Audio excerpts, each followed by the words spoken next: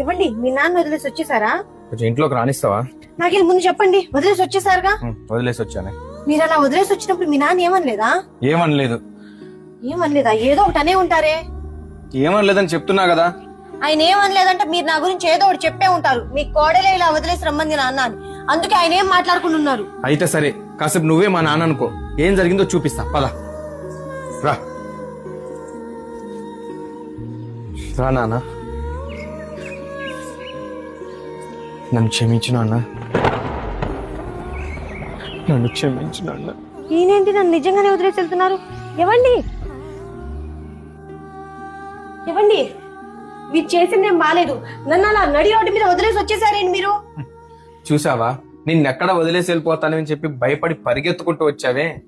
కానీ మా నాన్న నీలా చేయలేదే. నా కొడుకు ఏ పరిస్థితిలో నన్ను వదిలేసి వెళ్ళిపోతున్నాడో అని అర్థం చేసుకున్నాడు తప్ప, ఏరా నన్ను ఎందుకు ఇక్కడ వదిలేసి వెళ్ళిపోతున్నావు అని చెప్పి తిరిగి ఒక్క మాట కూడా అడగలేదు. అదేనే నాన్నంటే, అది నాన్నంటే.